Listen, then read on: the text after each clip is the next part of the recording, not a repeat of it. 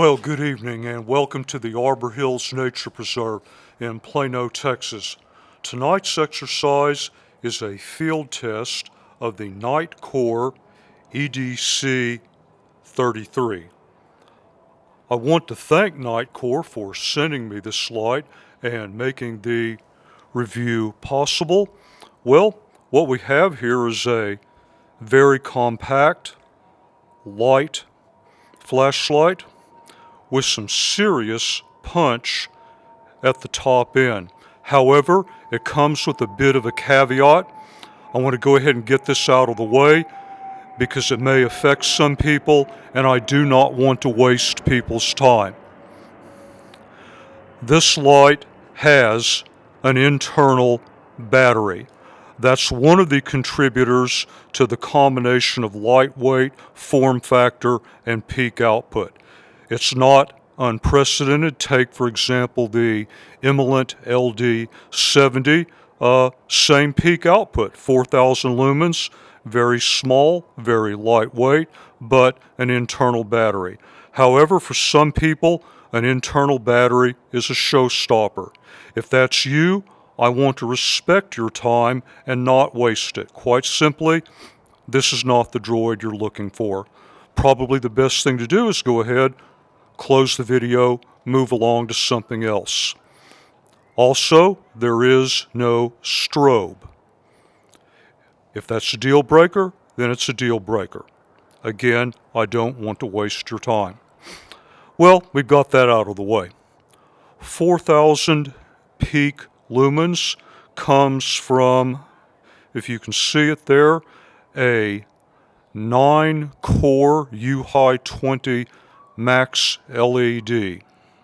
Moving from front to back, I really like this knurling. I bought the MH12 Pro here for comparison. Makes for very good solid grip, even with slightly sweaty hands. Great for working with gloves, and that texturing extends to the tail cap switch. Excellent tactile operation, very good hold again, especially with gloves on. Now you do have a deep one-way clip. I'll point out this clip's very tight, and if you look up it really close, think about moving some sort of fabric between that clip and the snurling. It's going to really depend on your pocket as to how well that works. When I first tried it, I put it in my upper right jacket pocket. Didn't work all that well. Works better in, say, a pant or knife pocket. And of course, it will get better over time. Something for you to think about in terms of how you intend to carry and deploy the light. You can fit paracord inside those slots. Very interesting. On the subject of very interesting, here's one of my favorite features. Now, I'm an old fool from the old school. I started using lighting systems professionally in the late 1970s, private security. I'm used to the old school manual lockout. I know, electronic lockout is the fab thing. It's what all the cool kids like. But you have to remember that lock-unlock sequence. For one light, not that big a deal. For me, I've got probably 75 lights in my collection. I can't remember that. So I appreciate this lock-unlock switch. Very simple, nothing to remember. You also have half and full lockout available. Covered USB charging port. Rotate. Charge, release, rotate back. There is a lot to like in terms of fit, finish, and construction. Tail cap operation, very simple. I'll go through this very, very quick. Half press, full press, that's it. Full press, release, turn the light on or back off. Once the light is on, half presses rotate through the basic output levels ultra low, low, mid, high. The beam style is on the floody side. It's very consistent with a traditional EDC style light. However, what's somewhat unique about this particular light is that most lights, the beam characteristic is going to be constant throughout the entire output range. You actually have two top-end or turbo output levels for this light. One is accessed with a half press and hold. That's a more traditional spot with a very respectable candela for this size light. A full press and hold gets you what NITECORE calls the Lumen shield. That's been described as a turbo flood. It gives you your peak output of 4,000 lumens. However, a much higher peak candela than we would expect from a traditional floody beam, especially from a light this small. I tend to think it's something different from a turbo flood. I think it's better to just take it out in the field, demonstrate it, and then you can make up your own mind. Well, on that note, I know you're not here to listen to me babble on. You want me to get the light out in the field, show what it can do. All right then, you want it, you got it. Here we are at the bridge in ultra low.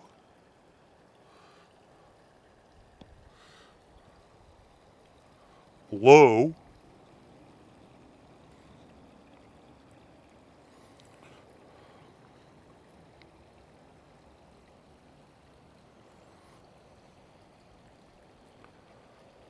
Medium.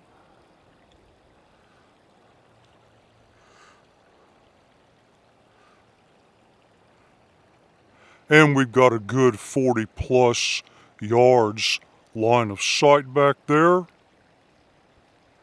And then high. High is where it actually starts to look a bit more like a traditional flood with a slightly noticeable hot spot and then the bright spill. Then I'll press and hold, half press rather, and there is the spot. So take a good look at that. Let back off.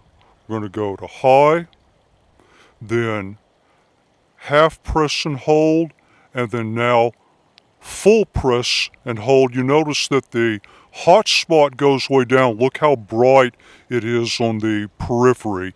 So yeah, you might call that turbo flood. You could also get away with calling it a mix between spot and flood. I'll let you make up your own mind. First practical exercise of the evening, EDC style light. Let's start with a close proximity search.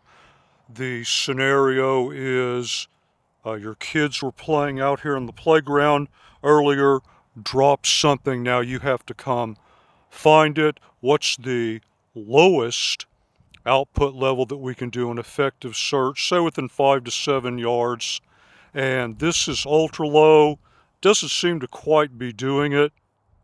Go up into low, and yeah, that's definitely getting the job done.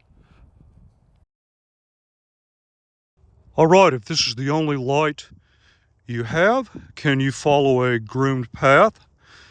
If so, what output levels would you like to use? This is low. For just right in front of me, this is not bad, but I can see I almost tripped. Now, part of that is I'm trying to walk and film at the same time. But yeah, let's go up into mid or medium. So I can see the slope of the path. I can see areas up there where I might get into trouble. This is definitely the output level you want, and you still have some useful spill.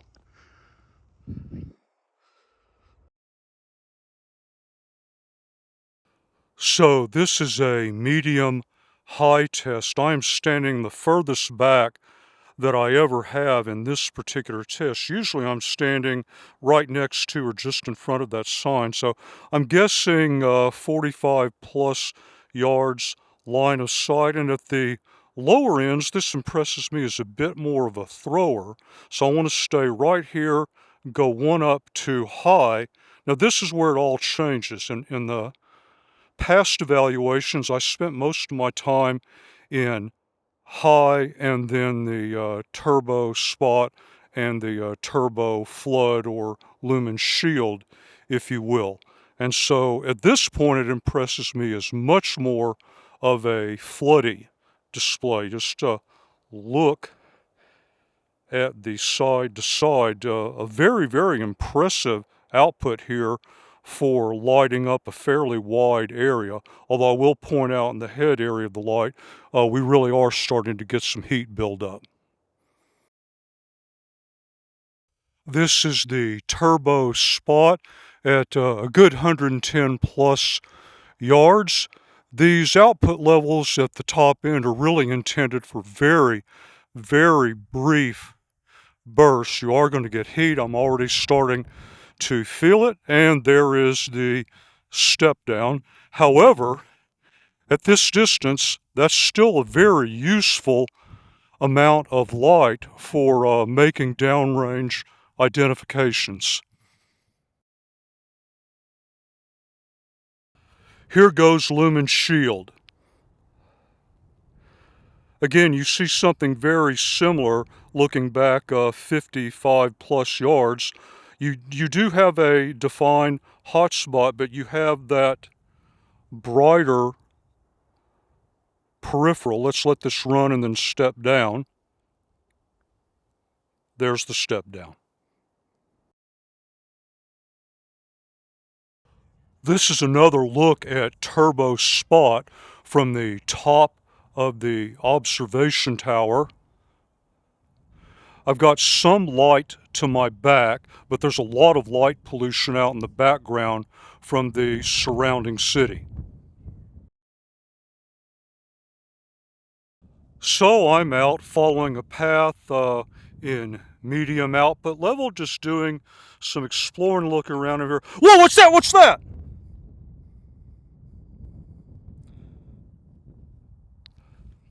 Yep, that's as fast as it can happen. And the big thing I take away from this is not just the impressive output level from the light, but the fact that under stress, under duress, it's a press and hold. That's an extremely simple action. It's easy for someone to repeat, and it does not require maintenance.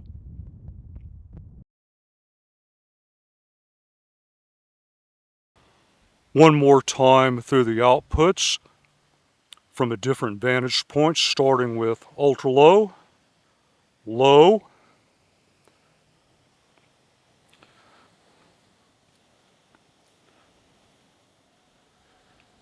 mid or medium, a good 60 yards line of sight way back into that tree line, high,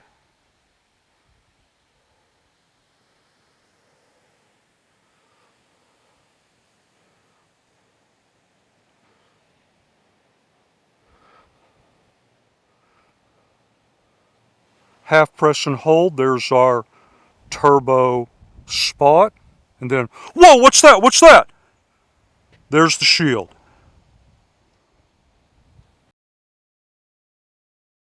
Well, time for a quick wrap up. That was a interesting set of tests. I certainly learned something. Some of my initial impressions, particularly at the low end of the output scale regarding this light, were not correct, but that's why I like field testing.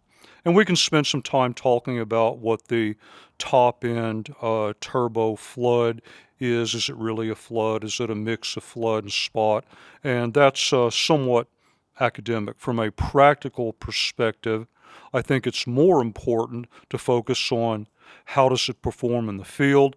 I hope you got a good idea of that, and you now have the information that you need to map all of these outputs and features to your specific requirements. And that's really all that matters, is how does it work for you. On the other hand, I know I'm going to get asked this question, and particularly for those who may be somewhat new to this whole flashlight thing, maybe this is a useful thought experiment for you. Otherwise, you can just leave the review right now. Would I use this light? Okay, well, there are two cases, EDC, search and rescue. Let's take search and rescue. This particular light does not give me any capability that I do not already have. But let's suppose it did. I still would not use it because of the internal battery. And the reason is I'm a ground-based asset and I get involved in what are called tracking searches. I literally go out and I use tracking principles to try to find people. I have no idea how long I'm going to be out. And if this was a critical asset, I cannot risk running the battery down and not having the ability to hot swap from my spares pack, because I just lost a critical asset for the length of time that it takes to recharge. Now, if I'm searching from a vehicle, those searches tend to be less in terms of time duration, as long as there's some advantage, particularly if I can get useful illumination out of the asset while I'm charging, then that's a completely different story. It all comes down to what advantage does the asset give me. Let's take another situation. My wife. I showed her this light. Big mistake. Showed her how easy it was to hit that top end Lumen shield output. It blew her away.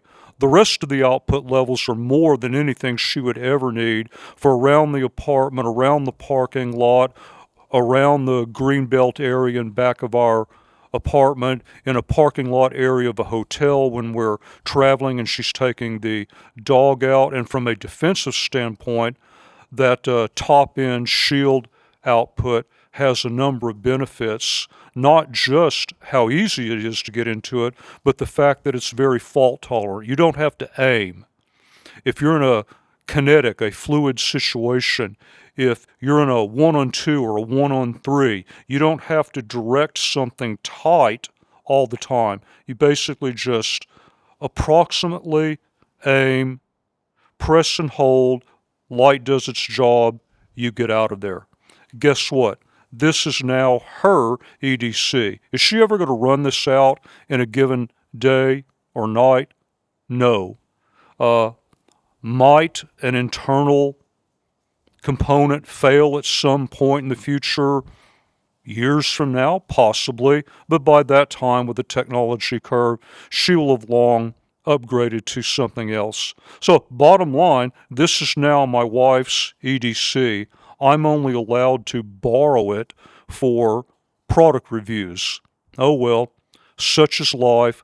I hope you got all the info you need, and on these happy notes, I'm going to shut it down for tonight. And as always, until the next review, thank you very much for your time, and thank you for watching the video.